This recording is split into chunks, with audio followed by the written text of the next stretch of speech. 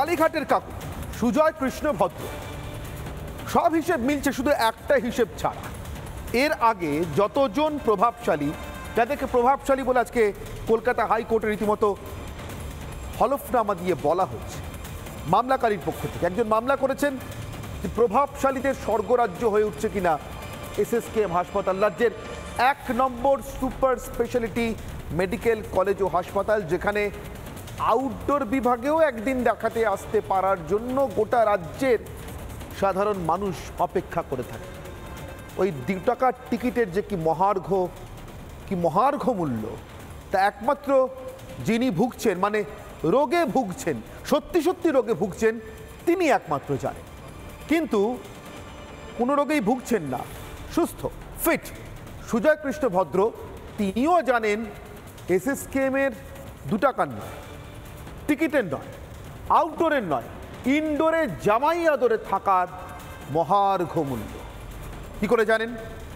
যেভাবে আপনারা জানেন যে গত 4 মাস 5 মাস দিনের পর দিন গড়িয়েছে, কখনো স্ত্রীর অসুস্থতার জন্য প্যারোল, তো কখনো নিজের অসুস্থতার জন্য কার্ডিওলজি বিভাগ, কখনো এমনকি শিশুদের জন্য বরাদ্দ বেড পর্যন্ত আঁকড়ে থেকে কাকু নিশ্চিত করেছেন তাকে যাতে ইডির হাতে যেতে না হয়, আর তার কণ্ঠস্বরটা যেন নেওয়া না যায়।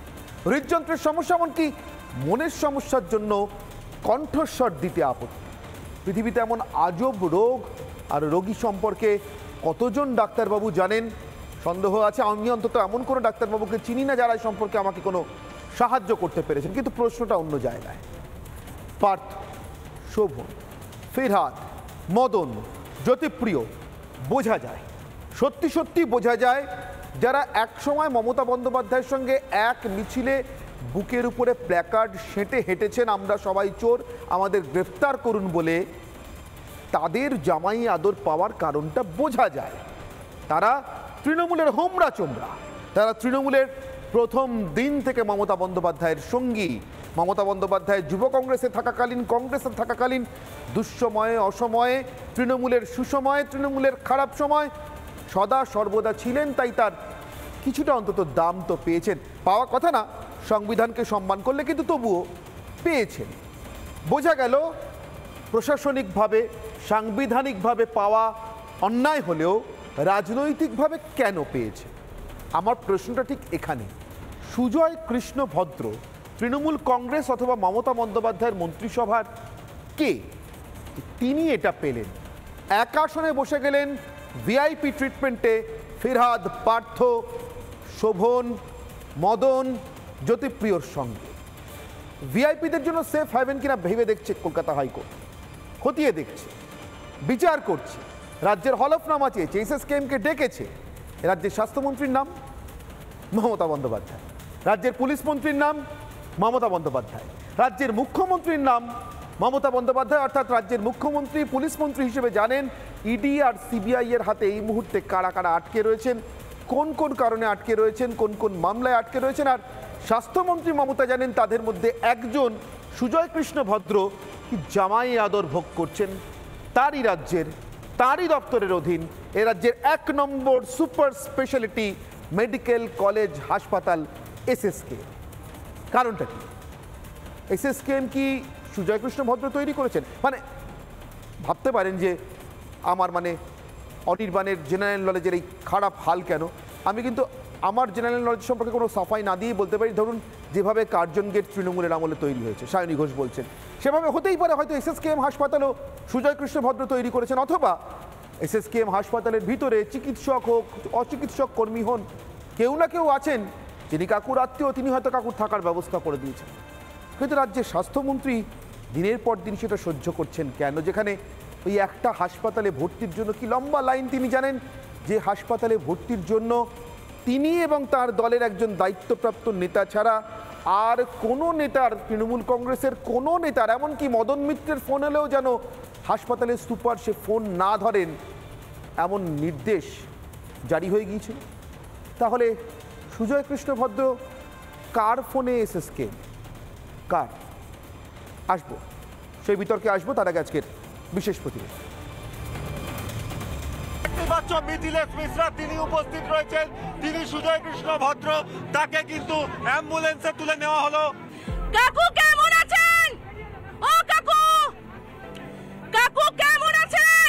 কাকু এখন শরীর কেমন? হাসপাতাল থেকে সুজয় কৃষ্ণ ভদ্র তাকে কিন্তু বের করা হচ্ছে, দেখতেই পাচ্ছ।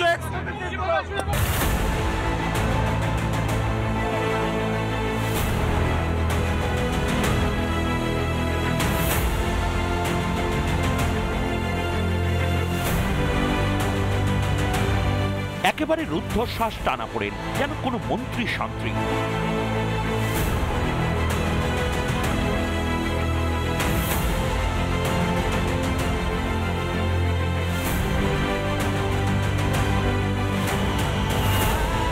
বুধবারের সন্ধে থেকে রাতে কলকাতা এমন কিছু দৃশ্যের সাক্ষী থাকলো যা রজনীকান্তের দক্ষিণী ছবিকেও বলে বলে দশকোল দেবে। এসএসকেএম এর গুহা থেকে জোকা ইএসআই এর পথ খুব সহজে খোলেনি, ঘুরতে হয়েছে আদালতের দরজায়। গত 5 মাস ধরে সুজয় কৃষ্ণ ভদ্র অনায়াসে এসএসকেএম কেই ঘর বাড়ি বানিয়ে ফেলেছেন। এসএসকেএম এর ভাষায় চূড়ান্ত আনফিট রিপাবলিকের ক্যামেরায় ধরা পড়েছে বহাল তবিয়েতে। কেমন আছেন? চিনতে পারছেন? बात करना सर, मैं मीडिया से हूँ, वो थोड़ा बात करना नहीं होगा ना? আরে আপনি এমনি ভালো আছেন? আপনারা চিনতে পারছেন আমাকে? সে আপনার বাড়িতে গিয়েছিলাম। আপনার শরীর ভালো আছে? এসএসকেএম এর ভাষায় চূড়ান্ত আনফিট, আবার জোকা ইএসআই এর ভাষায় একেবারে ফিট। যে এসএসকেএম থেকে যে ফিট সার্টিফিকেট, সেই সার্টিফিকেটের জন্য কিন্তু কালঘাম পোহাতে হয়েছিল ইডিকে। সেই ফিট সার্টিফিকেট কিন্তু জোকা ইএসআইতে এসে তারা পেয়েছে। আইসিইউ থেকে এসি কেবিন, এমনকি শিশুর বেডও বরাদ্দ হয়েছে কাকুর জন্য। আর আদতে ভুগছেন যারা, তাদের রোগ ভোগের সঙ্গে ভোগান্তি বেড়েছে আরো। এই AC1 কেবিন দেখতে পাচ্ছেন যেখানে সুজয় কৃষ্ণ ভদ্র থাকেন আর কি, এখানে আপাতত ওনার ঠিকানা। এই কেবিনে বেড পেতে হলে কতটা কাঠখড় পোড়াতে হয় সাধারণ মানুষকে? অনেক অনেক অনেক দিন ধরে ঘুরতে হয় সাধারণ মানুষ ঘুরতে হয়। দাদা, বেড মেলে এসএসকেএম হাসপাতালে? মেলে, অনেক কষ্ট করার পর। কাকু যে বিশেষ তা মালুম পাওয়া গেছে এসএসকেএম এ ভর্তি হওয়ার প্রথম দিন থেকে। কাকু যে বিশেষ তা বলছেন মমতা বন্দ্যোপাধ্যায়ের এক সময়ের দীর্ঘদিনের ছায়া সঙ্গীও। তখন আমি শান্তুদাকে বলছি যে শান্তুদা আরেক কাপ চা হবে? শান্তুদা তখন বলছেন 1 কাপ চা তো খেয়েছো তুমি, এবার ফটো। মানে দলে এতটাই দাপট ছিল? দলে না, অভিষেকের অফিসটা তখন উনি মানে সামলাচ্ছে। তখন অভিষেক ঢুকে গেছে, বলছে বস এসে গেছে। শান্তুদা তখন বলছেন এই তো বস এসে গেছে। কাকে বলছে বস এসে গেছে? অভিষেককে বলছে। সুজয় কৃষ্ণ ভদ্রের খাতির কি তাহলে এই জন্যই কোনো মন্ত্রীর থেকেও কম কিছু নয়? মদন, ফেরহাদ, পার্থ, জ্যোতিপ্রিয় এরা না হয় মন্ত্রী বিধায়ক, শাসক দলের হোমরা চোমরা, এদের খাতির যত্নের কারণটা তবু ধরে নেওয়া গেল। কিন্তু সুজয় কৃষ্ণ ভদ্রের মতন একজন অনামী অপরিচিত লোকের জন্য রাজ্যের সুপার স্পেশালিটি হাসপাতালের সুপার আদালত পর্যন্ত ছুটছেন। এত ঝুঁকি নিচ্ছেন কেন? হাসপাতাল কি কালীঘাটের কাকুর তৈরি? কালীঘাটের কাকুর কোনো আত্মীয় কি এসএসকেএম এ আছেন? তৃণমূলের কোনো পদে নেই, মন্ত্রীও না। তার জন্য এতটা ঝুঁকি কেন নিচ্ছেন স্বাস্থ্যমন্ত্রী মমতা বন্দ্যোপাধ্যায়ের চোখের মণি হাসপাতালের ডাক্তাররা? কেন কেন কেন? কালীঘাটের কাকু তৃণমূলের কে? পাবলিক বাংলা। আর এটাই আমার আজকের প্রশ্ন, এটাই আমার আজকের অগ্নিবাণ, যে অগ্নিবাণ দিয়ে আজকের বিতর্ক শুরু করবো। আমার আজকের অগ্নিবাণ, কালীঘাটের কাকু তৃণমূলের কে?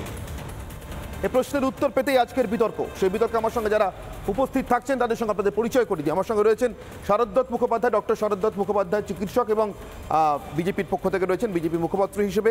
আমার সঙ্গে রয়েছেন সুস্মিতা সাহা দত্ত, আইনজীবী এবং বিজেপি মুখপাত্র। সুস্মিতাদি, মামলাটি লড়ছেন, যে মামলার পরিপ্রেক্ষিতে আজকে এসএসকেএম হাসপাতালের সুপারভাগ কর্তৃপক্ষকে কলকাতা হাইকোর্ট ডেকে পাঠিয়েছে হলফনামা সমেত, যে তারা ভিভিআইপিদের চিকিৎসার জন্য আজ পর্যন্ত কি করেছেন।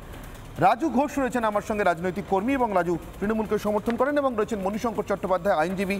মণিশঙ্করবাবু তৃণমূলকে সমর্থন করেন। এছাড়াও দেবাশিস ঘোষ, রাজনৈতিক বিশ্লেষক, আমার সঙ্গে যোগ দেবেন আলোচনাতে। কিন্তু সবার আগে শুরু করব রাজুবাবু আপনার কাছ থেকে। আমার প্রশ্ন দিয়েই শুরু করব, একটাই প্রশ্ন। সুজয় কৃষ্ণ ভদ্র, কালীঘাটের কাকু, তৃণমূলের কে? কালীঘাটের কাকুই নামটা আপনারা দিয়েছেন, এই নামটা তো বাস্তবিক কোনো ইয়ে নেই, কিন্তু বিষয়টা হচ্ছে যে উনি এক মিনিট রাজুবাবু, আমি একজনের সঙ্গে পরিচয় করাতে দর্শকদের ভুলে গেছি, অর্থাৎ তিনি যে এখনো অনলাইন রয়েছেন আমার সঙ্গে, এটা আমি জানতাম না। ইতিমধ্যে অনলাইন হয়ে গেছেন আমার সঙ্গে প্রাক্তন পুলিশ কর্তা, প্রাক্তন সিবিআই কর্তা উপেন বিশ্বাস। উপেনবাবু, আপনাকেও স্বাগত। উপেনবাবু বাড়ি থেকে যোগ দিচ্ছেন আমাদের সঙ্গে আলোচনাতে। উপেনবাবু, আপনার কাছেও আসছি, তার আগে রাজুবাবু কন্টিনিউ করুন। কালীঘাটের কাকু তৃণমূলের কে? তৃণমূলের কোনো দায়িত্বই নেই, উনি একটা কোম্পানির, সেই কোম্পানির উনি দেখাশোনা করতেন, কোম্পানির একটা পোস্ট হোল্ড করতেন। এবার এর সাথে তৃণমূলকে জুড়ে দেওয়া, তৃণমূলের একটা পোর্টফোলিওর মধ্যে নিয়ে আসা, একটা দেখানো, এমন একটা ক্রিয়েট করার চেষ্টা হচ্ছে যে তৃণমূল কংগ্রেস হয়তো মানে তাদেরই হয়তো কারণ চেষ্টা করছে, যেটা আপনারা করছেন রাজ্যের স্বাস্থ্যমন্ত্রী করছেন থেকে রাতে বন্ধু যেটা করেন। আরে দাদা, একটা জিনিস বুঝতে পারছেন না আপনি? এই রাজ্যের স্বাস্থ্যমন্ত্রীর নাম কি? মমতা বন্দ্যোপাধ্যায়। পুলিশ মন্ত্রীর নাম কি? মমতা বন্দ্যোপাধ্যায়। কালীঘাটের কাকু কাকে ধরে এসএসকেমে রয়েছে? গোটা রাজ্যের তৃণমূলের নেতাকর্মীরা জানেন দুজন মাত্র লোকের ফোনে এসএসকেমে ভর্তি হওয়া যায়। একজন রাজ্যের স্বাস্থ্যমন্ত্রী মুখ্যমন্ত্রী মমতা ব্যানার্জি, আরেকজন তৃণমূল নেতার নাম রাজ্যের মন্ত্রী। আমি ইচ্ছা করে করছি না, তার কারণ আমি চাই না তার কাছে একের পর এক ফোন আসতে থাকুক, সেই জন্য করছি না। কিন্তু এদের দুজনের মধ্যে কার ফোনে আছেন সুজয় কৃষ্ণ ভদ্র বলুন? কারোর ফোনে তৃণমূলে কেউ নয় তো, আছেন কেন? বলছি কারোর ফোনেই থাকে না। এখানে কয়েক হাজার লোক এসএসকেমে ভর্তি আছে, সকলেই তৃণমূলের লোক নয়, সকলেই বিজেপির লোক নয়, সাধারণ মানুষ। অর্থাৎ সেখানে ভিআইপি কেবিন বানানো হয়েছে ভিআইপি মানুষের জন্য, তার একটা নির্দিষ্ট কোটার ভিত্তিতে সেখানে অ্যাডমিশন হয়। কার ভিআইপি? না, কার ভিআইপি সেটা যারা বলতে পারবে। এখানে কি তৃণমূল কংগ্রেস রাজ্যের ছেলেমেয়েদের, যোগ্য ছেলেমেয়েদের চাকরি লুটে খাওয়া চোরটা কার ভিআইপি? বুঝলাম, আপনি একটা লেটার দেখাতে পারবেন যে তৃণমূল কংগ্রেসের রেকমেন্ডেশনে তাকে ভর্তি করা হয়েছে? একটা কাগজ দেখাতে পারবেন না? ওইসব ভাবনা বলে আপনি আমাকে এক মিনিট রাজু ঘোষ, আপনি আমাকে একটা চিঠি দেখাতে পারবেন? এক মিনিট রাজু ঘোষ, আপনি আমাকে একটা চিঠি, একটা শোকজের চিঠি দেখাতে পারবেন যে রাজ্যের 1 নম্বর সুপার স্পেশালিটি মেডিকেল কলেজ হাসপাতালে মুখ্যমন্ত্রীর ভুল চিকিৎসা হয়েছে?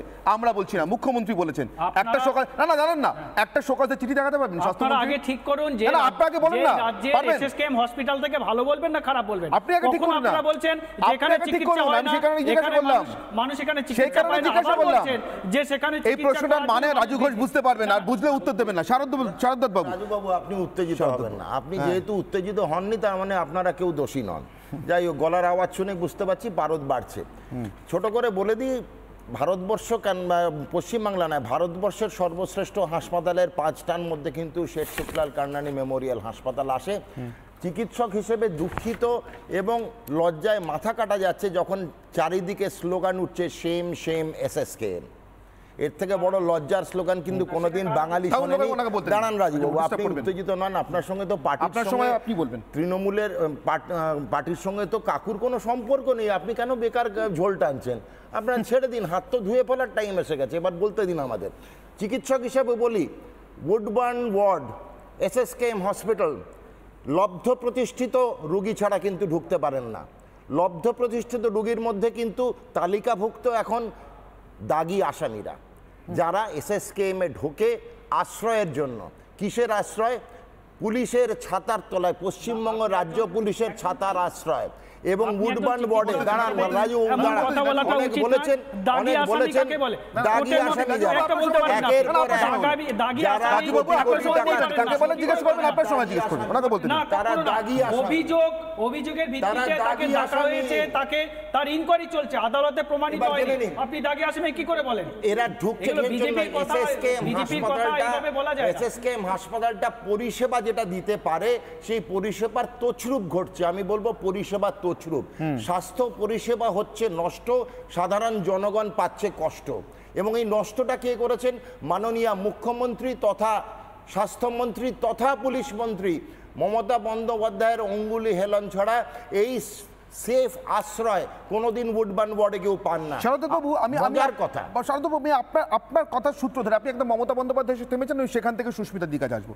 সুস্মিতা দেবী, এই যে ভিআইপি ট্রিটমেন্টের কথা উঠছে, বিশেষভাবে রাখার কথা উঠছে, দেখুন ভিআইপি ট্রিটমেন্ট অন্য কোনো কারণে পাবেন কি পাবেন না সেটা পরের কথা, কিন্তু সুজয় কৃষ্ণ ভদ্র তার গলার মতোই তার গোটা শরীরটা সংরক্ষণীয়।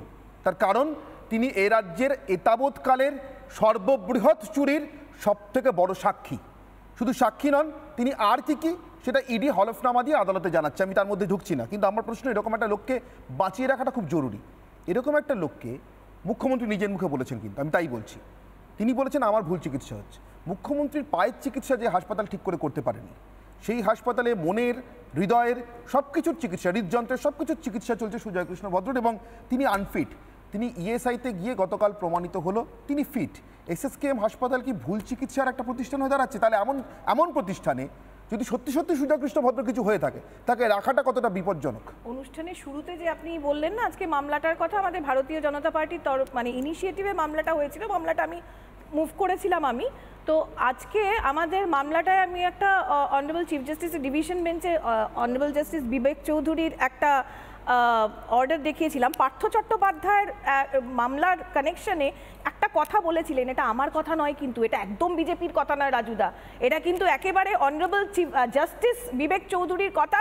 এখানে মণিশঙ্কর দা আছে, ডিনাই করবে না, নিশ্চয়ই বলবে না যে এটা বিজেপির কথা।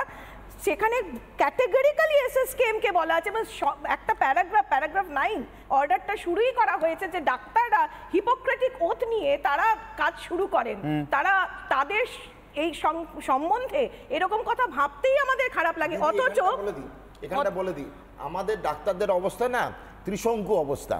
আমরা যদি দিদিমণি মাননীয় হেলথ মিনিস্টার বা পুলিশ মন্ত্রী, মুখ্যমন্ত্রীর সেবা না করতে পারি, আমি এসএসকেএম থেকে কালকেই চলে যাব কুচবিহারে। এই যে একটা বদলার রাজনীতিতে বলতে হবে, ডাক্তাররা যেরকম বদলার রাজনীতির বলি বা হালাল হতে চলেছে, হালাল হয়েছেন প্রতাপচন্দ্র দে, উনি হচ্ছেন জাস্টিস বিচারপতি অমৃতা সিনহার হাজব্যান্ড, তিনিও কিন্তু ছাড়া পাননি। যখন হাইকোর্টের বিচারপতির হাজব্যান্ড ছাড়া পান না, তাহলে তুচ্ছ হচ্ছে ডাক্তার। এই যে বদলি চলে, এই প্রশাসনিক সন্ত্রাস চলে, সেই প্রশাসনিক সন্ত্রাসের কবলে পড়ে ডাক্তাররা এই জিনিস আপনি বলবেন। আমি সুস্মিতাদি পরে আপনার কাছে আসি, সুস্মিতাদি পরে আসি। সুস্মিতাদি কমপ্লিট করো। পার্থ চট্টোপাধ্যায়ের মামলার অর্ডারে কিন্তু জাস্টিস বিবেক চৌধুরী বলে দিয়েছেন এসএসকেএম হসপিটাল এটা একটা সেফ শেল্টার হয়ে যাচ্ছে। এই পলিটিক্যালি ইনফ্লুয়েন্সিয়াল যারা এই রাজ্যের যারা রুলিং পার্টি, তাদের সাথে যাদের ইনফ্লুয়েন্স আছে, তাদের উপরে যারা ইনফ্লুয়েন্স আছে, তাদের জন্য এটা কি শেষ করতে দিই। আজকে কি জন্য বলবো না, এসএসকেএম এর ট্রিটমেন্টের কেন ডাউট করব না? আমার চিকিৎসা দরকার, এটা উডবন ওয়ার্ড ব্যবস্থা করা হয়েছে। ভিআইপি মানুষ হলে কথা বলবেন না মুখ তুলে। তারপরে কি ডিটি অডিট করেছে, হেলথ কন্ডিশন ডিটি অডিট করেছে। যদি ভিআইপি রাজুবাবু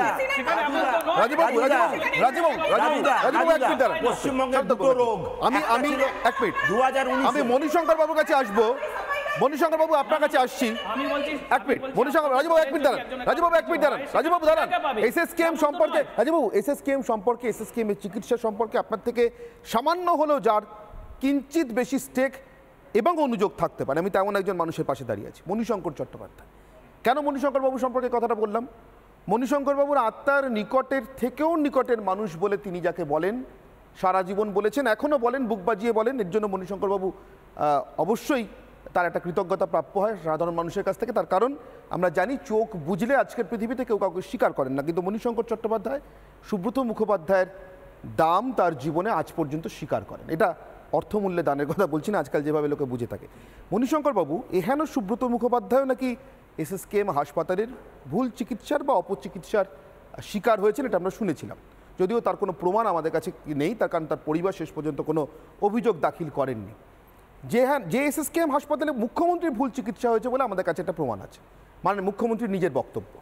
সেহেন এসএসকেএম হাসপাতালে সুজয় কৃষ্ণ ভদ্র কোন পরিচয়ে এই ট্রিটমেন্টটা পাচ্ছেন আপনি বলতে পারেন? আমি কিন্তু ফিরহাদ হাকিম, শোভন চট্টোপাধ্যায়, পার্থ চট্টোপাধ্যায়, জ্যোতিপ্রিয় মল্লিক, মদন মিত্রদের নিয়ে কোনো প্রশ্ন তুলিনি। নৈতিকতার প্রশ্ন সরিয়ে রেখে বলেছি রাজনৈতিক কারণটা স্পষ্ট, তৃণমূলের সঙ্গে সম্পর্ক, মন্ত্রিসভার সদস্য। সুজয় কৃষ্ণ ভদ্র তো তৃণমূলের কেউ না, এর জন্য কে লড়ছে? না, একটা কথা আমি রাজুর সঙ্গে একমত হব যে এসএসকেএম হসপিটালটা কোনো পার্টির নয়, সেটা পশ্চিমবঙ্গের মানুষ এবং পশ্চিমবঙ্গের বাইরেরও অনেক মানুষ আছে যারা ভর্তি হয়। যখন ভর্তি না নেওয়া হয় তখন মনে করে যে এরকম একটা হসপিটালে ভর্তি নিচ্ছে না, আপনারাই টিভিতে দেখান। আবার যখন ভর্তি নেওয়া হয় তখন বলেন যে কেন নিচ্ছে। এখন কথাটা হচ্ছে যে নিচ্ছে, নিয়ে যদি 4 মাস আটকে রাখে, কণ্ঠস্বর না দিতে দিয়ে, তখন জিজ্ঞাসা করি একটা লোককে কোন একটা হসপিটালে ভর্তি করতে হবে যদি মনে হয় তার শারীরিক অসুবিধা হয়েছে। যারা এসএসকেএম নিয়ে অবজেকশন তুলতেই পারেন, উনি যে মামলাটা করেছেন তার মধ্যে তো যৌক্তিকতা আছে যে সবাইকে কেন এসএসকেএম নিয়ে যাবেন, কিন্তু একটা সাজেশন দিচ্ছেন না যে কোথায় নিয়ে যাবেন। সাজেশনটা কোথায় দিচ্ছেন? যে ইডি সিবিআই এটা ইনভেস্টিগেশন করছে তাদের হসপিটালে যেতে হবে। কেন? একটা রাজ্যের কাস্টাডিতে জেল যে সংশোধনাগার আছে সেটা তো রাজ্যের, তাহলে রাজ্যের কোনো অ্যাকিউজ যদি কোনো অসুবিধা হয় তার ইনফ্রাস্ট্রাকচারের মধ্যেই তাকে নিয়ে যেতে হবে। তাহলে এসএসকেএম না হলে বাঙন না হতে পারে। একটা উদাহরণ দিই, তোমার ইডি সিবিআই হেফাজতে রয়েছে, এটা স্টেট কাস্টাডিতে রয়েছে। তোমরা যেরকম ভাবে আমি বলছি যখন কেস কাস্টাডিতে আছে ইডি সিবিআই এর, তারা যদি মনে করে অবজেকশনেবল কোর্ট থেকে অন্য জায়গায় কেন নিতে পারে না? আমি কোর্টের থেকে কি ক্ষমতাটা বেশি এসএসকেএম সুপারে? অ্যাডিশনাল সলিসিটর জেনারেল ওপেন কোর্টে কিন্তু বলেছেন যে আমার মামলায় প্রেয়ার ছিল, এএসডি ওপেন কোর্টে বলেছেন যে আমাদের তাদের ক্ষমতাটা বেশি, আমাদের কোনো আপত্তি নেই, কিন্তু জেল কোড অনুযায়ী তুমি মানো না। এইটুকু বিশ্লেষণের জন্য কোর্ট আদালত লাগে না।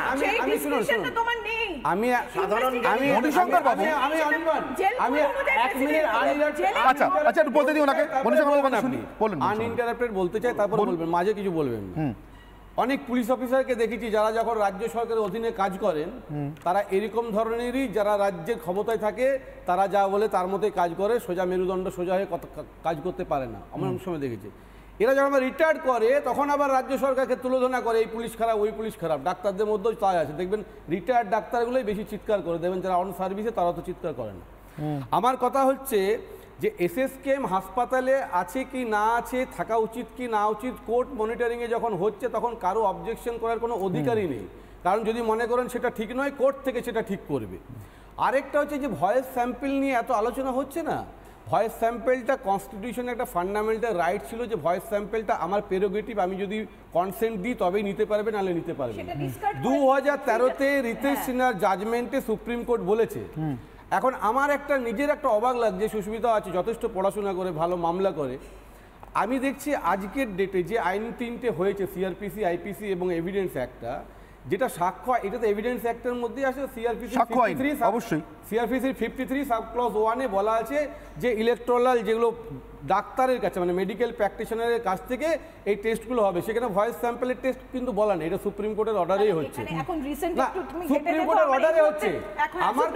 আমার কথা হচ্ছে সুপ্রিম কোর্টও যদি একটা অর্ডার দিয়ে থাকে আইনের প্রেরোগেটিভের মধ্যেই দিয়েছে, তাহলে এই যে নতুন আইনটা হয়েছে 25 ডিসেম্বর থেকে সেটা লাগু হয়ে গেছে এবং পুরনো আইনটা সেকশন 170-তে রিপিল্ড হয়ে গেছে। আজকের দিনে দাঁড়িয়ে যে প্রসেসটা ইনিশিয়েট করছে মানে ইনভেস্টিগেশন অফিসাররা, সেটা কি ভবিষ্যতে গিয়ে প্রশ্নের মুখে দাঁড়াতে পারে? এটা তো অন্য প্রশ্ন মনীষঙ্কর বাবু। আমার প্রশ্ন ছিল তৃণমূলের কে, আমার প্রশ্ন ছিল তৃণমূলের কে, যে আলোচনা সে প্রশ্নটা উত্তরে নিয়ে গেলেন। শুরু করেছে যেটা নিয়ে চিৎকার হচ্ছে না, সেটা যেটা আলোচনা হয়ে গেছে। আপনি তো মনীষঙ্কর বাবু সময় শেষ হয়েছে, আমি টানা বলতে দিয়েছি। আজকের দিনে যেটা আলোচনা হচ্ছে সেটা হতে পারে যে পশ্চিমবঙ্গের কোন হসপিটালটা খারাপ কোনটা ভালো, এই নিয়ে না না না না না না ভালো খারাপ না মেডিকেল কলেজে রেফার করছে না, ধরে নিলাম কেন তোমরা এসএসকে না মনীষঙ্কর বাবু এক মিনিট মনীষঙ্কর বাবু, আমি তো ভালো খারাপ হাসপাতালের ভালো মন্দ নিয়ে কিছু জিজ্ঞাসাই করিনি, আমি বলেছিলাম কে তৃণমূলের কে, তৃণমূলের কে উত্তর পাচ্ছি না। শারদত্ত বাবু ভর্তি তো পারবে না, তাহলে আমার তৃণমূলে কেউ নয়, তৃণমূলে কেউ নয়। বেশ 4 মাস ধরে তাহলে এবার একটু শারদত্ত বাবু কাছে। শারদত্ত বাবু আমার যেই বলে ফেললেন যে পুলিশ অফিসার যখন সরকারি চাকরিতে আছে তখন তিনি কিছু মুখ খোলেন না, আবার যখন চাকরি থেকে রিটায়ার করে যান তখন তিনি মুখ উঁচু করেন। এটাই আমি বলছি, এটাই হচ্ছে প্রশাসনিক সন্ত্রাস। সেটাই হচ্ছে প্রশাসন। এটা বললাম আমি, শুধু পুলিশ। আপনি 1 মিনিট বলেছেন, আমি কিছু বলিনি। এটাই হচ্ছে প্রশাসনিক সন্ত্রাস, অ্যাডমিনিস্ট্রেটিভ টেরোরিজম, যার কবলে এখন আমার সহকর্মী ডাক্তারবাবুরা এসএসকেএম তার কবলে পড়ে গেছে, তারা এখন চাকরিতে রয়েছে। এই প্রশাসনিক সন্ত্রাস বা অ্যাডমিনিস্ট্রেটিভ টেরোরিজম যেটা তৃণমূল সরকার আনলিশ করেছে, ছেড়ে দিয়েছে পাগলা কুকুরের মতো, তার জন্য ডাক্তাররা তাদের শিরদাঁড়া সোজা থাকলেও মুখে ঠিক মতো কথা বলতে পারছেন না। আমি এমন একজন মানুষের কাছে যাবো, 1 মিনিট দাঁড়ান, মনীষঙ্কর বাবু সবার উপরে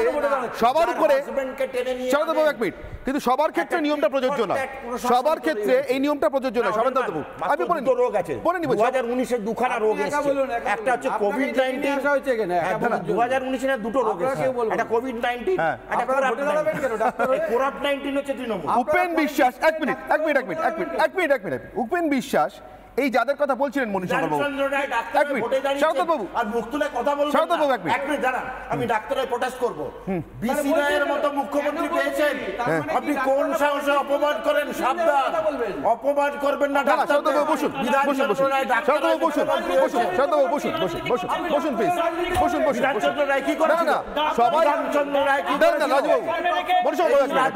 রাজবাবু রাজবাবু সবাই রাজনীতি করবে অপরাধ নেই শুধু ডাক্তার রাজনীতি করে খারাপ মুখ সামনে কথা বলবেন শান্তনু সেন কি করে শান্তনু সেন কি করে শান্তনু সেন কি করে বলছি শান্তনু সেন কি করে আপনি বলবেন শান্তনু সেন বলছি রাজবাবু শান্তনু সেন কি করে শান্তনু সেন কি করে ডাক্তার করেন না ডাক্তার ছেড়ে দিয়েছে এক মিনিট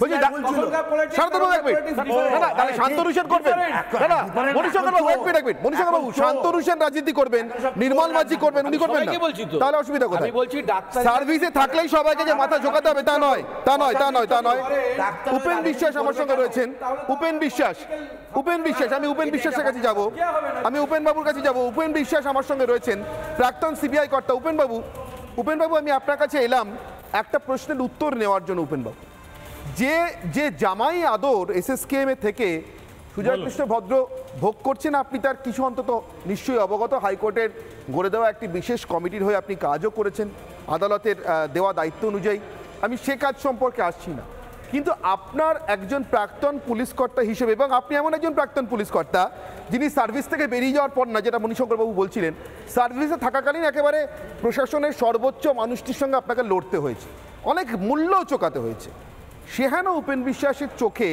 আজকের দিনে এসএসকেএম এ সুজয় কৃষ্ণ ভদ্রর এমন অদ্ভুতভাবে টিকে থাকার পিছনে রহস্য কি বলে মনে হয় উপেনবাবু আপনি তো অনেক অপরাধী ডিল করেছেন অনেক ক্রিমিনাল ডিল করেছেন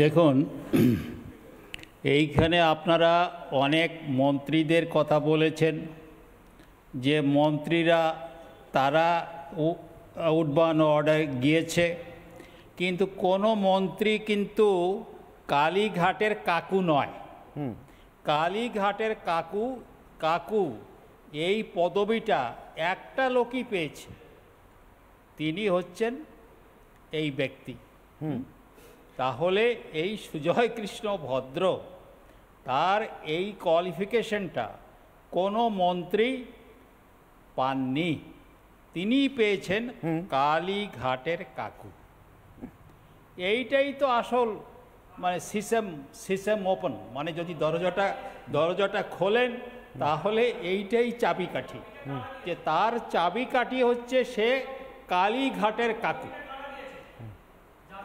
অতএব এইটা হচ্ছে 1 নম্বর 2 নম্বর দেখুন কীরকমের কমিক্স হচ্ছে যে সে উডবান ওয়ার্ডে বা যে ওয়ার্ডই এসএসকেএম এ যখন থাকলেন তিনি সম্পূর্ণ অসুস্থ আবার যেই গভর্নমেন্ট অফ ইন্ডিয়ার হসপিটালে গেলেন তখন তিনি সুস্থ হয়ে গেলেন এর পরেও আপনি আলোচনা করবেন আপনারা তাহলে আমরা কোথায় আছি এই উডবান ওয়ার্ডে আজকে দেখুন আমি বলি আনন্দবাজার পত্রিকা কিছু মনে করবেন না তারা অনেকগুলো ছবি দিয়েছে যে মানুষরা তারা এই মানে ওই হসপিটালে শুধু ওই হসপিটাল না আরও 3-4টা হসপিটালের সামনে তারা কোনো রকমের প্লাস্টিক টেনে এই রৌদ্রে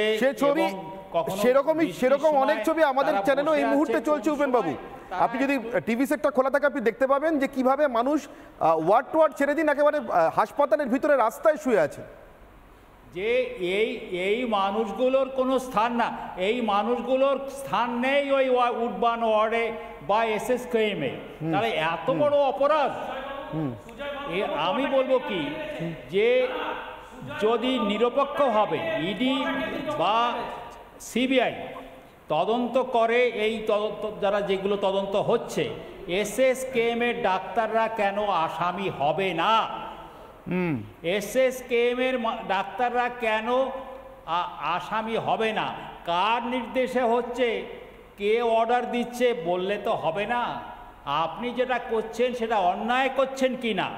এটা অন্যায় আপনি করছেন, তাকে সুস্থ মানুষকে আপনি অসুস্থ করছেন, হ্যাঁ, বা চমৎকার। তাহলে এইরকম একটা সিস্টেমের মধ্যে দেখুন, আমরা পশ্চিমবঙ্গে এখন একটা টেমপ্লেট তৈরি হয়েছে যে আপনি ক্ষমতার লোক হবেন এবং তাহলে আপনি দুর্নীতি করতে পারবেন, আপনি হিংসা করতে পারবেন, তাহলেই আপনার সব জয় হবে। তো আমি এটাকে টেমপ্লেট বলি, ওয়েস্ট বেঙ্গলের বঙ্গের টেমপ্লেট মানে নিয়ামক। অতএব এই কথা নিয়ে বেশি কথা না বলে আমি এইটাই বলতে চাই যে এই যে জাস্টিস, সে কিন্তু এই হঠাৎ কালকে ইডি দৌড়লো কেন? আপনারা কি জানেন না যে এটা ইডি নিজেরা যায়নি? একজন বিচারক তিনি সকালবেলায় হোক, রাত্রে হোক, বাড়িতে থাকুক বা যেখানে থাকুক, যে কোনো সময় মৌখিকভাবেও অর্ডার দিতে পারে এবং সেই অর্ডার যারা ইনভেস্টিগেশন করবে, যে পুলিশ অফিসার, সে সিবিআই হোক আর যাই হোক, তাকে মানতে হবে। অতএব এটা পরিষ্কার বোঝা গিয়েছে যে কার অর্ডারে ইডি ওখানে গিয়েছে, তা নাহলে এখন পর্যন্ত যেতে পারেনি কেন?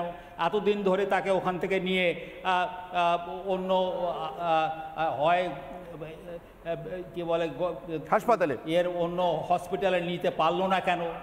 তাহলে আপনি চিন্তা করে দেখেন, একজন মানুষ সে সুস্থ আছে, তাকে টেস্ট করার জন্য আর একটা হসপিটালে নেওয়া যাচ্ছে না। তো this is our system. So therefore the whole system has collapsed. বেশ, উপেনবাবু, আপনি আমার সঙ্গে থাকুন, দেবাশিস ঘোষ রাজনৈতিক বিশ্লেষক আমার সঙ্গে রয়েছেন। দেবাশিস বাবু, এই যে উপেনবাবু বলছিলেন কথাগুলো, এটা এখন সিস্টেম হয়ে গেছে। আমার প্রশ্ন ঠিক এইখানটাতে আপনার কাছে, এই যে সিস্টেমটার কথা বলছেন উপেন বিশ্বাস, এই সিস্টেমটা, আমি আবার সেই গোড়ার কথায় ফিরে আসি। এই সিস্টেমটা তৃণমূলের হোমরা চোমরা মন্ত্রিসভায় মমতা বন্দ্যোপাধ্যায়ের দীর্ঘদিনের সহকর্মীদের জন্য না হয় বোঝা গেল, বুঝতে পারলাম। তাহলে কি উপেনবাবুর কথা অনুযায়ী ধরে নেব যে দেখুন, এত মন্ত্রী আছেন, এত নেতা আছেন, কাউকে তো কালীঘাটের কাকু বলা হয়নি। কালীঘাটের কাকু হওয়াটাই ওনার সব থেকে বড় কোয়ালিফিকেশন। হ্যাঁ, দেখুন, উপেনবাবু তো অনেকটা জানেন এবং উনি প্রায় ঠিক জায়গাটাই ধরেছেন। আমি সেই সূত্র ধরেই বলতে চাইছি যে দেখুন, এই যে কয়লা, বালি, গরু, আবাস, শিক্ষা, রেশন, এগুলোকে যদি আমি সমস্ত খাল, বিল, নদী ধরি, এই সমস্ত জলগুলো গিয়ে যে জায়গাটা জমা হয়েছে এবং যে ফ্লাডগেটটা খুললেই আমরা সেই মহাপরিক্রমী বা সেই প্রভাবশালী নেতাকে খুঁজে পাবো, সেই ফ্লাডগেটটাই কিন্তু যে পারসেপশনটা আমাদের এতদিন ধরে হয়েছে, সেই ফ্লাডগেটেই দাঁড়িয়ে আছেন এই কালীঘাটের কাকু বা সুজয় কৃষ্ণ ভদ্র, যেই নামই ডাকুন না কেন। এবার মুশকিলটা হচ্ছে যে আমার যেটা মনে হচ্ছে, যেটা আমি উপেনবাবুর সাথে আবার একমত, যে ইডি কি যেটা কালকে করলেন, দারুণ কাজ করেছেন, কিন্তু গোল্ডেন টাইমটা পেরিয়ে যায়নি তো। মানে একটা গোল্ডেন টাইম তো হয় এগুলোতে। দেখুন অনির্বাণ, হারিয়েছি তো আমরা, হারছি আমরা, এটার মধ্যে কোনো মানে সাধারণ মানুষ এটা অস্বীকার করার উপায় নেই। তবে আনন্দ বা এত হতাশার মধ্যে ভালো লাগা এটাই, সেই অনুসন্ধানের একটা ছিল না, অমিতাভ বচ্চন আর গব্বর সিং এর যখন সেই হচ্ছিল, কালিরামের ঢোল ফেসে গেল কালিরামের ঢোল। কালকে বারবার আমার এটা মনে হচ্ছিল যে এবার কি হবে। মানে আমার মনে হয় ইডি খুব ভাগ্যবান যে অ্যাটলিস্ট অক্ষত অবস্থায় ওনারা সুজয় কৃষ্ণ ভদ্রকে পেয়েছেন। মানে আমরা কোথাও একটা আশঙ্কা করছিলাম যে ওনার যেন কোনো শারীরিক ক্ষতি না হয়ে যায়। মানে এবার কিন্তু আসল যে ভয়েস টেস্টের কথা বারবার করে মণিশঙ্কর বাবু বলছিলেন বা ওনারা বলছিলেন, এটা কিন্তু অথেন্টিক, এবং এটা যদি মিলে যায় তারপর কি হবে সেটা তো দেখার জন্য আমরা সব অপেক্ষা করে আছি। আর শেষ আমি একটু যোগ করবো অনির্বাণ, ডাক্তারবাবু একটা কথা বলছিলেন, মণিশঙ্করবাবু একটা কথা বলছিলেন। মণিশঙ্করবাবু যেটা বলছিলেন একদম ঠিক বলছিলেন, যে অনেকে চাকুরিরত অবস্থায় অনেক প্রতিবাদ করতে পারে না, এবং সেটা কিন্তু একদিকে ঠিক, কারণ মানতে হবে কিছু সার্ভিস রুলস আছে এবং তারা সবাই কিন্তু মানুষ, এবং মানুষের কিছু দায়বদ্ধতা আছে, তার ফ্যামিলি আছে, ইত্যাদিতে বহু কিছু আছে। সেই জায়গা থেকে কিন্তু ওনারা করতে পারেন না। কিন্তু তার মানে এটা নয় যে সমস্ত ডাক্তাররাই অন্যায় করে আছে। যে চাপ, যেটা ডাক্তারবাবু বলছিলেন, যে সন্ত্রাস সৃষ্টি করা হয়েছে, সেই সন্ত্রাসের বলি কিন্তু শুধুমাত্র ডাক্তাররা নয়, ডাক্তাররা আছেন, পুলিশ প্রশাসন আছেন এবং সবাই আছেন। মানে এর ফলে কিন্তু আজকে সাধারণ মানুষ জাস্টিস পাচ্ছে না, কারণ যে আবহাওয়াটা তৈরি করা হয়েছে সেটা কিন্তু একটা সন্ত্রাসের আবহাওয়া, যে তুমি যদি কিছু বলে দাও তাহলে তোমার চরম ক্ষতি হয়ে যাবে। এই জায়গা থেকে আমাদেরকে বেরোনো খুব জরুরি। কিন্তু কালকের পর সন্ত্রস্ত কি অন্য কেউ, সাধারণ মানুষ নয়? শুভেন্দু অধিকারী কি বলছেন একবার শুনবো। আজকে গড়বেতার সভায় শুভেন্দু অধিকারী যাদেরকে সন্ত্রস্ত বলছেন তাদের বিরুদ্ধেই তো সন্ত্রাস সৃষ্টির কথা বলতেন এতদিন ধরে, তারা কেন সন্ত্রস্ত? আগে শুভেন্দুবাবু কি বলেছেন শুনি।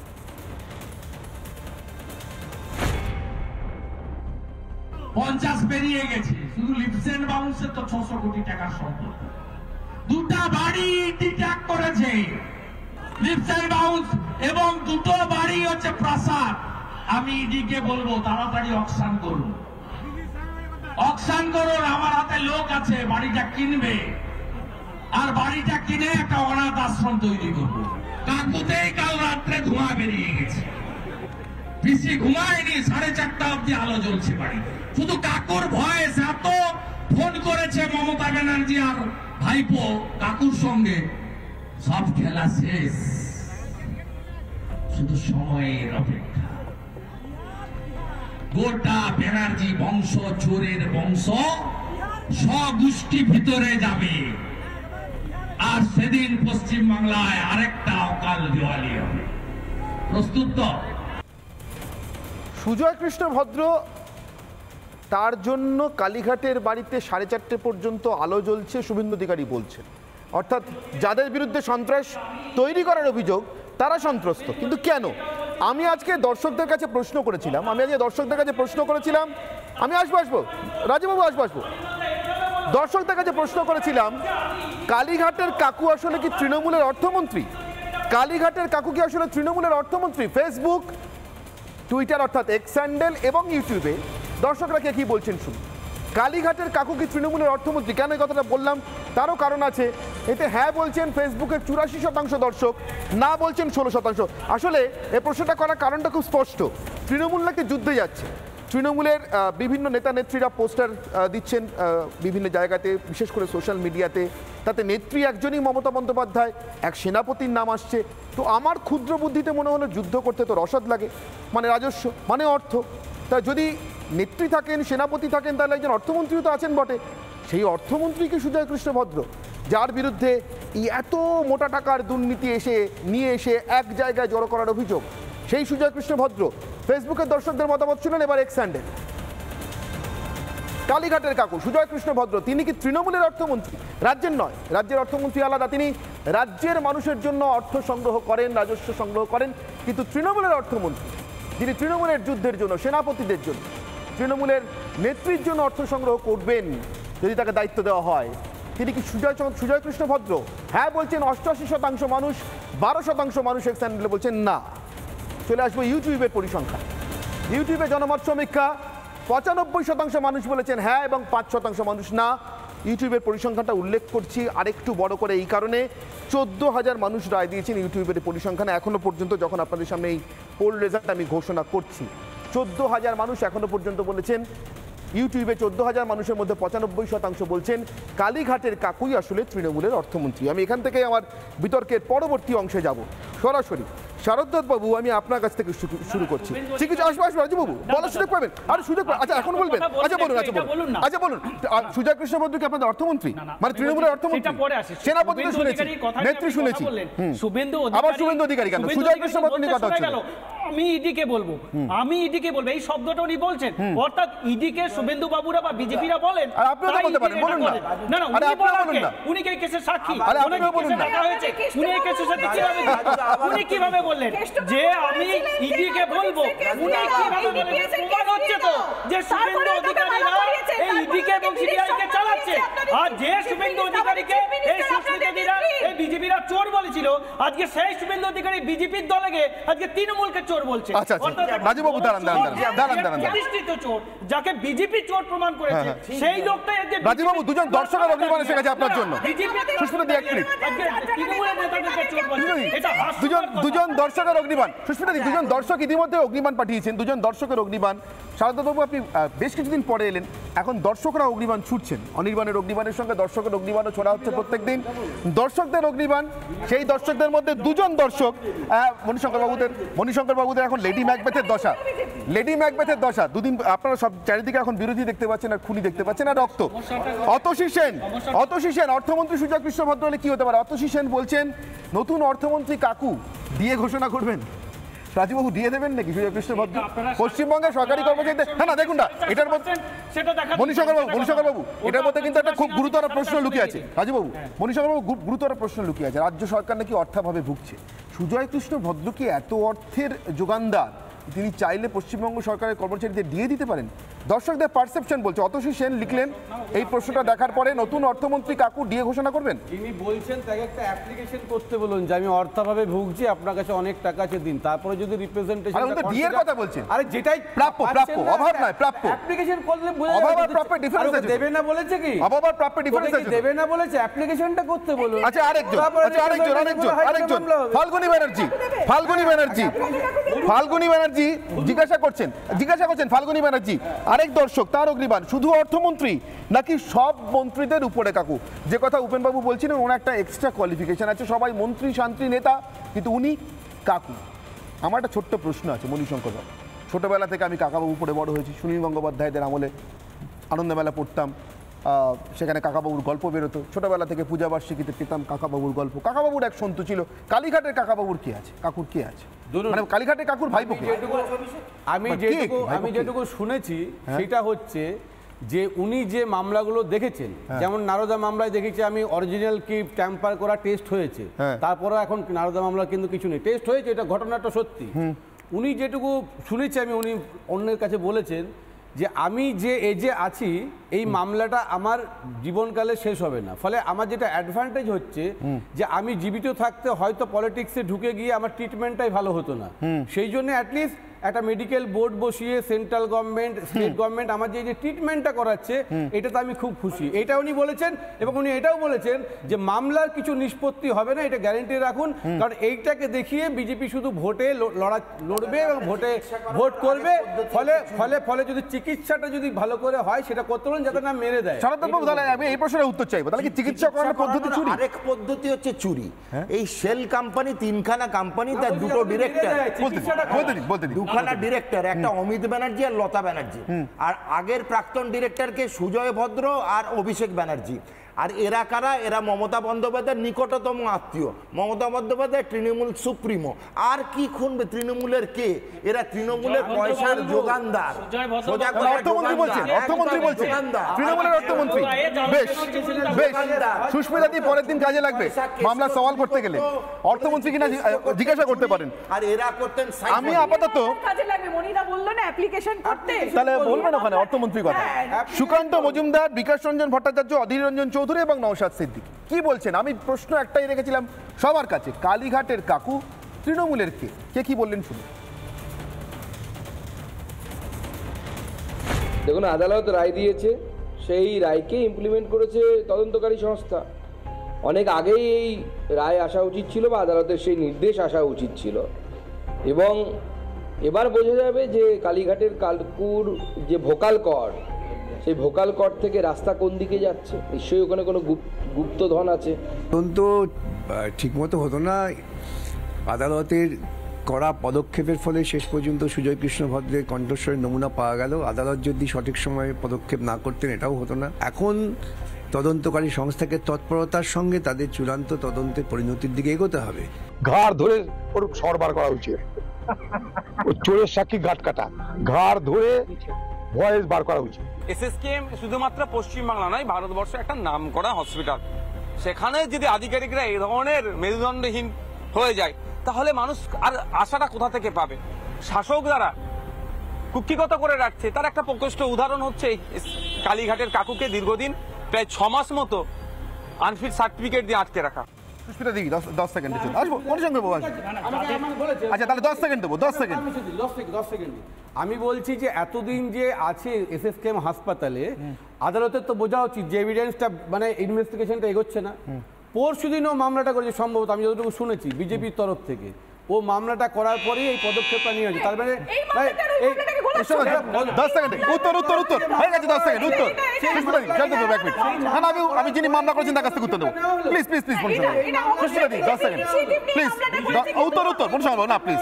This is not fair. এই মামলাটা কিন্তু আলাদা মামলা, মনিরা ওই মামলাটা আলাদা মামলা। বিজেপি যেটা করেছিল সেটা করতেই পারে, পাবলিক ইন্টারেস্ট লিটিগেশন করেছিল, তার মানে এই নয়। তার মানে তুমি কোর্টের উপর অ্যাসপারশন কাস্ট করো না প্লিজ, কোর্টের উপর অ্যাসপারশন কাস্ট। শারদ বাবু 10 সেকেন্ডে আমার একটাই কথা বলার, একদমই নয়, কোর্টের এটা মামলাটা অনেক দিন ধরে চলছিল। দিদি 10 সেকেন্ডে শারদ বাবু একটাই, ভারতবর্ষের রাজুদা 5 মাস ধরে তার চিকিৎসা হলো, সে সুস্থ হলো, সুস্থর পরে তখন একটা অর্ডার করলো, দেখালো যে এতদিন অসুস্থ ছিল। আর আরে কালকেও তো বলেছে আনফিট, কালকেও বলেছে আনফিট, কালকেও বলেছে আনফিট। রাজুবাবু জেনে নিন, কালকেও বলেছে আনফিট। রাজুদা কালকেও বলেছে আনফিট, রাজুবাবুর কাছে খবর নেই। একটা জিনিসই প্রমাণিত, ভারতবর্ষের শ্রেষ্ঠ হাসপাতাল হচ্ছে তিহার জেল। এই কেষ্টমণ্ডলের অন্ডকোষের কষ্টগুলো কিন্তু তিহার জেলে গিয়ে সব। আমার সময় একেবারে শেষ, আমাকে শেষ করতে হবে। আমি শুধু আজকে সারাদিনে একটা ছবি খুব আতিপাতি করে খুঁজেছি, জানেন, আপনাদের জন্য বলছি প্রিয় দর্শক বন্ধুরা। সারাদিন আমি আতিপাতি করে খুঁজেছি 2014 সালের মিছিলে, একটা মিছিলের ছবি, যে মিছিলে সবাই হেঁটেছিলেন আমরা সবাই চোর লিখে। আমি আতিপাতি করে খুঁজেছি ওই মিছিলে সুজয় কৃষ্ণ ভদ্র কোথায়। পার্থ চট্টোপাধ্যায়কে পেয়েছি, জ্যোতিপ্রিয় মল্লিককে পেয়েছি, আমি ওই মিছিলে বাকি সব নেতা মন্ত্রীদের পেয়েছি যারা কোনো না কোনো সময় জেল খেটে এসছেন আর উডবার্ন ওয়ার্ড ঘুরে এসছেন, কিন্তু কোথাও সুজয় কৃষ্ণ ভদ্রকে পাইনি। কালীঘাটের কাকু তখন কোথায় ছিলেন? মিছিলের পিছনে, অলক্ষ্যে, সকলের পিছনে। কেন? কাকুর সাহেব কি সামনে ছিলেন? সেই সাহেব কি এবার সামনে আসবেন? অনির্বাণের অগ্নিবাণের বিতর্ক এখানেই শেষ করছি। সঙ্গে থাকুন রিপাবলিক বাংলায়।